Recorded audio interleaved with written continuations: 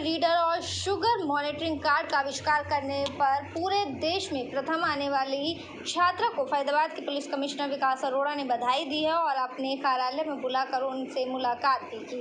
इसके अलावा और भी अच्छे स्थानों पर रहे सेक्टर 23 के मॉडर्न बीपी स्कूल के विद्यार्थियों को पुलिस कमिश्नर ने बधाई देते हुए उनकी मेहनत की सराहना की है।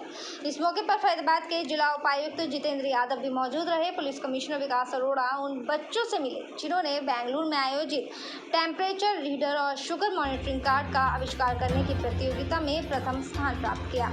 देश भर में 748 स्कूलों ने इस प्रतियोगिता में हिस्सा लिया था, लेकिन फरीदाबाद की छात्रा और उनके साथियों ने इस आविष्कार में प्रथम स्थान प्राप्त किया। बच्चों की कोच नवीन जोशी की माने तो इन बच्चों की ये पहली उपलब्धि नहीं है, बल्कि इससे पहले भी काफ़ी कारणों में इन बच्चों ने अपना नाम करके दिखाया और अपनी मेहनत करके दिखाई है। केवल उनके मॉडर्न बीपी स्कूल बल्कि फरीदाबाद जिले का भी उन्होंने नाम रोशन किया है। उन्होंने कहा कि बेंगलुरु में यंग साइंटिस्ट साइंस एनक्लेव संस्था द्वारा कराई गई जिस प्रतियोगिता में डिवाइस का आविष्कार करने पर प्रथम स्थान प्राप्त करके उनके स्कूल ने छात्रों ने बहुत बड़ी उपलब्धि हासिल की है। ऐसे में मेहनत पर उन्हें और स्कूल के स्टाफ को हमने एक प्रोजेक्ट बनाया था, उसमें हमारी फर्स्ट पोजीशन आई थी। तो हमने बनाया था टेम्परेचर मेंटेनिंग और शुगर लेवल डिटेक्टिंग कार्ड बनाया था। कितने स्कूलों ने हिस्सा लिया था और कहाँ पर ये आयोजन हुआ था? ये हाँ, कुल मिला के 748 स्कूलों ने आयोजन लिया था और ये बेंगलुरु में हुआ था। तो फर्स्ट नंबर मिला है। क्या आज कमिश्नर साहब ने किस प्रकार आपका उत्साह बढ़ाया है? कमिश्नर साहब ने बहुत अच्छी तरह बोला, मतलब तारीफ़ की कि ऐसे ही आगे भी करते रहना, मतलब ना। क्या नाम है सर आपका? मेरा नाम है यशपाल सिंह तनवर। यशपाल जी, बच्ची ने टॉप किया है, क्या कहेंगे उसको लेकर? बहुत अच्छा लगा ये देख के, और इसमें हमारे परमार सर और नवीन सर, इनकी बहुत मेहनत और बच्चे की बहुत मेहनत थी। ये लगे रहते थे और जिसकी वजह से ये आज टॉप किया है बच्चे ने। किसको श्रेय जाता है ज़्यादा, किसको श्रेय जाता है कि किस? ज़्यादा श्रेय तो मेहनत नवीन सर ने की थी।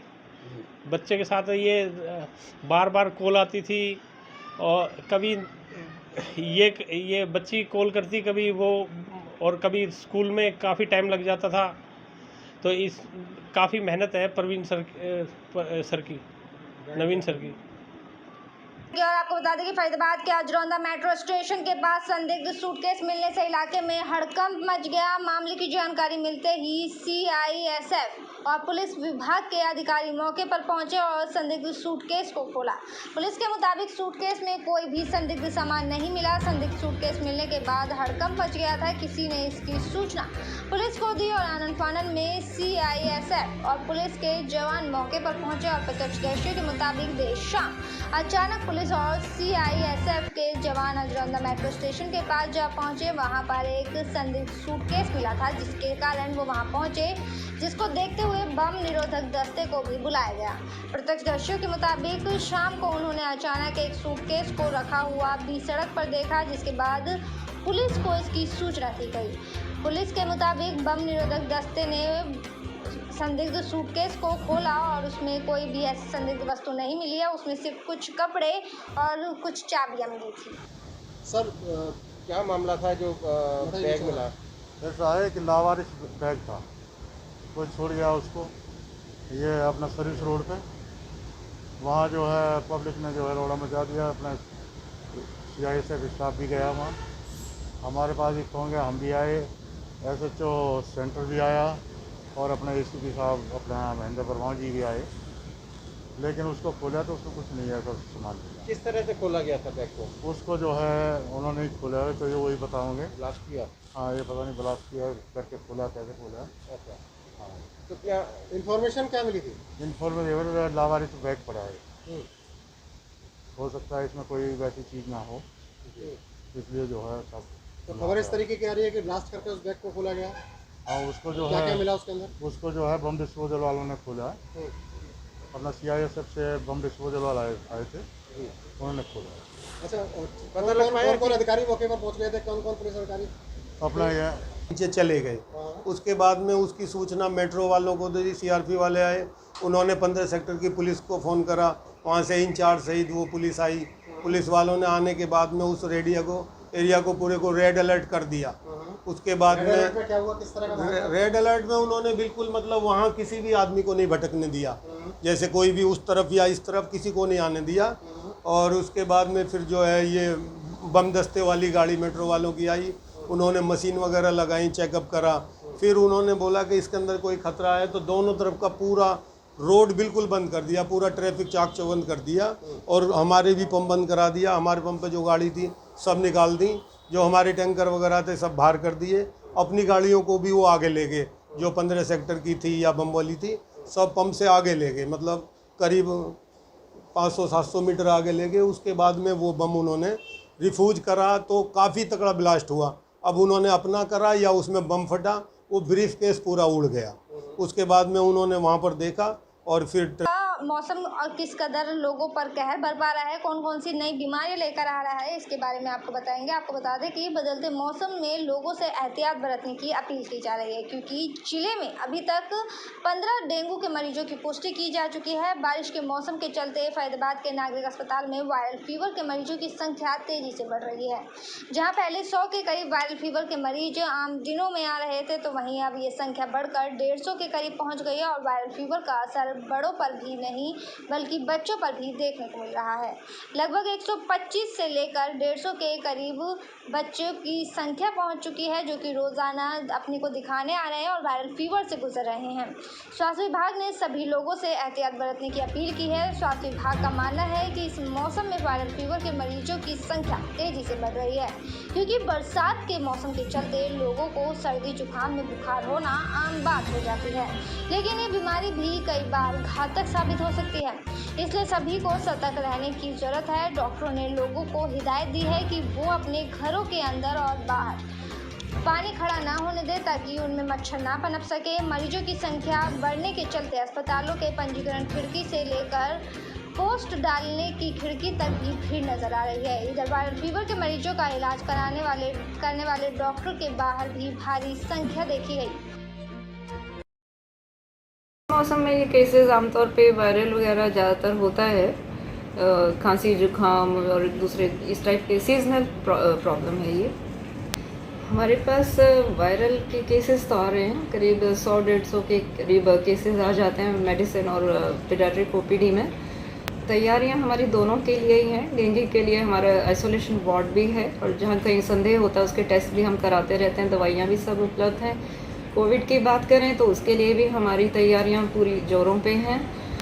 हमारा एक pre fabricated 96 bedded Covid hospital जो है लगभग तैयार है, और इसी तरह से हमारे पास 200 LPM ऑक्सीजन प्लांट तो ऑलरेडी तैयार ही है। एक 1000 LPM का ऑक्सीजन प्लांट भी करीब 2 हफ्ते में पूरा तैयार हो जाने की संभावना है। बच्चों के जो है कोविड और डेंगू के तो कुछ नहीं है, जो वायरल केसेस जरूर थोड़ा सा बढ़े हुए हैं, जो कि 100, 125 या 150 के करीब तक ओपीडी में आ जा रहे हैं। सावधानी रखना बहुत ज़रूरी है। कोविड की जैसे कि सबको मालूम ही है, मास्क जरूर लगाएं, एक दूसरे से थोड़ा दूरी बना के रखें, हाथ भी सैनिटाइज रखें। मास्क लगाना सबसे ज़्यादा इसमें ज़रूरी है, क्योंकि अगर मास्क नहीं लगाते हैं और अचानक फिर से वही पिछली बार की तरह से केसेस एकदम से न बढ़ जाएं। और डेंगू के लिए जैसे कि पानी वानी कहीं खड़ा हुआ पानी ना हो, मच्छरों से बचाव करके रखें, कपड़ा भी पूरा शरीर ढका हुआ हो, लंबी बाजू के कमीज़ और इस तरह से पजामा जो भी है, पैंट वो सब पूरा शरीर ढका हुआ और कहीं भी पानी खड़ा ना हुआ हो, ताकि मच्छर वहाँ ना पनपें। और इस तरह छिड़काव वगैरह की अगर कोई आवश्यकता वो अपना करवा लिया जाए, ये सावधानी। चलिए बढ़ेंगे अगली खबर की ओर। फरीदाबाद में पहुंचे para Olympic gold medallist shooter Manish Narwal और कांस्य और सिल्वर विजेता शूटर सिंह राज का जहां जगह जगह भव्य स्वागत हुआ, तो वहीं परिवहन मंत्री मूलचंद शर्मा दोनों के घर बारी बारी से पहुंचे और उन्हें मिठाई खिलाकर बधाई दी। प्रदेश और देश का नाम रोशन करने पर परिवहन मंत्री ने खुशी जाहिर करते हुए कहा कि जहां इन्होंने बल्लभगढ़ का नाम रोशन किया है, तो वहीं प्रदेश और देश का नाम भी उन्होंने रोशन किया है। मनीष नरवाल और कांस्य और सिल्वर विजेता शूटर सिंहराज के घर वो पहुंचे थे और परिजनों समेत सभी को शुभकामनाएं दी। उन्होंने कहा कि आज खेलों में हरियाणा आगे रहा है और बल्लभगढ़ के दोनों खिलाड़ियों ने शूटिंग में मेडल जीतकर प्रदेश का नाम ऊंचा किया है। उन्होंने कहा कि सरकार की तरफ से खेल नीति के अनुसार मिलने वाली सभी सुविधाएं मिलेंगी। इस अवसर पर 50 मीटर शूटिंग में गोल्ड हासिल करने वाले मनीष नरवाल ने बताया कि उनकी इस जीत में उनके परिवार और तमाम देशवासियों का सहयोग है। वो आगे भी इसी प्रकार से देश का नाम रोशन करते रहेंगे। वहीं मनीष ने बताया कि युवाओं को भी अपने अपने क्षेत्र में अधिक रुचि रखनी चाहिए। जिस क्षेत्र में है उस क्षेत्र में अच्छे तरीके से अपनी प्रतिभा को निखारना चाहिए। मनीष जी, आज मंत्री जी पहुंचे हैं आपके निवास स्थान पर, किस तरीके से फ़ख्र महसूस हो रहा है? सर वैसे तो मैं मंत्री जी से पहले भी बहुत बार मिल चुका हूँ। इन्होंने काफ़ी बार मुझे सम्मानित किया, जैसे नेशनल मेडल आने पर भी, और एक बार ओपन टूर्नामेंट में सबसे पहले मंत्री जी ने ही पहनाया था मुझे। और आज ये पहली बार मतलब मेरे घर पे आए हैं तो मुझे काफ़ी गर्व महसूस हो रहा है। और मैं ये कोशिश करूँगा कि मैं ऐसे मेडल जीतता रहूँ तो मंत्री जी के साथ ऐसे ही बैठे रहूँ। युवाओं के लिए कहीं ना कहीं आप प्रेरणा का स्रोत हैं, युवाओं के लिए कोई संदेश देना चाहेंगे? क्योंकि बहुत ज़्यादा हम देख रहे हैं कि युवा खेलों से पीछे हटते जा रहे हैं। उन्होंने जो है आज नाम रोशन किया है। हरियाणा के सपूत मनीष नरवाल ने जो सारे दुनिया में जो परचम फैलाया है, 50 मीटर अपना पिस्टल में उसमें, तो आज मैं परिवार से मिलने के लिए मनीष नरवाल बाहर से आए हैं खेल के, और हरियाणा सरकार की तरफ से मैं उनका स्वागत और धन्यवाद करता हूँ। प्रदेश की जो सरकार की जो नीति और नीति है और जो खेलों को या प्राइवेट हो सरकारी क्षेत्र को बढ़ावा मिला है, इसका परिणाम हरियाणा के ग्रामीण में या छोटे गेमों में या देश और प्रदेश में या दुनिया जो गेम है उसमें इसका आने वाला धीरे धीरे चालू है और बच्चों को खेलों को बढ़ावा मिलता है। तो ये क्या है कि सारे जहाँ देश का नाम हुआ है, अपने जिले का नाम हुआ है, वहीं पर। चलिए खबरों में बात करेंगे एक बार फिर से मौसम की। आपको बता दें कि मौसम में जहां गर्मी से राहत दी है तो वहीं उन्होंने एक जगह आफत भी खड़ी कर दी है। लगातार बारिश के कारण हुए जलभराव को लेकर कांग्रेस के प्रदेश प्रवक्ता नाम लेकर सड़कों पर उतरे। हालत के लिए उन्होंने सरकार को जिम्मेदार ठहराया। मामला फरीदाबाद का है, जहां कांग्रेसी प्रवक्ता के इस अनूठे विरोध प्रदर्शन की जमकर चर्चा हो रही है। फरीदाबाद के सेक्टर 12 में नाव पर सवार हुए कांग्रेस के प्रवक्ता सुमित गौड़ दिखाई दे रहे हैं। दरअसल देर रात से हो रही शहर में जमकर बारिश हो रही है, जिसके चलते जगह जगह जलभराव देखने को मिल रहा है। इसी के विरोध में कांग्रेस के प्रदेश प्रवक्ता सुमित गौड़ ने अनूठे ढंग से विरोध प्रदर्शन किया। सुमित गौड़ ने नाव लेकर सड़क पर उतर आए और सांकेतिक रूप से अपना विरोध जताया। सुमित गौड़ ने कहा कि एक ही बारिश ने स्मार्ट सिटी को लेकर हो रहे तमाम दावों की पोल खोल कर रख दी है। जगह जगह से लोगों के फोन आ रहे हैं कि उनके घरों तक पानी भर गया है। सुमित गौड़ ने कहा कि ये सरकार जनता से जुड़े हर मुद्दे पर पूरी तरह से फेल हुई है। उन्होंने कहा, हम तो सिर्फ ये चाहते हैं कि 2014 से पहले का फरीदाबाद ही हमें वापस दे दीजिए। उन्होंने नारा लगाते हुए कहा कि ऐसा लगता है जैसे सरकार मस्त है जबकि जनता त्रस्त है। देख रहे हैं एक ही बारिश में इस बीजेपी की स्मार्ट सिटी फरीदाबाद का नर्क सिटी बन के रह गया है। सड़कों पे 5-5 फुट पानी है। लोगों के फ़ोन आए कि जी घरों में पानी है, सड़कों पे पानी है, हमारी गाड़ियाँ ख़राब पड़ी है, स्कूटर ख़राब पड़े, चोटें लग गई हैं, कम से कम नाव में हमें हमारे गंतव्य तक पहुँचा दो। आज हमने नाव मंगवाई कई जगहों से, तो उसी में एक सिंबॉलिक के रूप में यहाँ भी हमने एक यहाँ पर अगर हमारा बेसिक कंसर्न ये है कि आम आदमी को सारी सुविधाएँ मिले। और इस बीजेपी सरकार को, जो बीजेपी सरकार है, खटारा सरकार, लाचारा सरकार, इनके विधायक जो कहते हैं हम अगला चुनाव नहीं लड़ेंगे, ये सब आज एक हाल हो गया। पिछले इन्हें 7 साल हो गया इस सत्ता में संभाले हुए, लेकिन आज ये बिजली पानी हर मुद्दे पे फेल है, क्राइम पे फेल, जीडीपी पे फेल, बेरोजगारी पे। लेकिन हमारी तो एक ही मांग है इनसे कि 2014 से पहले का जो ये देश हरियाणा हुआ करता था, जो हमारा फरीदाबाद हुआ करता था, हमें तो वही लौटा दो, बाकी हम कांग्रेस जन संभाल लेंगे। क्योंकि हमारी नीति और नीयत जनसेवा की है, इनकी नीति और नीयत में खोट है। फर्जी बिल बन रहे हैं, पास हो रहे हैं, नगर निगम घोटाला आपको पता है। आज सड़कों पे पानी है एक ही बारिश में, अभी तो एक बारिश और 2 दिन की बारिश भी हो रहा है। तो आप देखिए लोगों की 8-8, 10-10 लाख की गाड़ियाँ ख़राब हो गई हैं। हमारा जब तक और मेरा एक स्लोगन आज बिल्कुल फिट बैठता है, सरकार मस्त जनता त्रस्त, सरकार मस्त जनता त्रस्त। तो आज इस बीजेपी सरकार को हमने जगाने का एक प्रयास किया है, कोशिश कर रहे हैं। हम धरने प्रदर्शन भी करते रहे समस्त कांग्रेस के नेता और आगे भी करते रहेंगे जब तक हमारे खासतौर से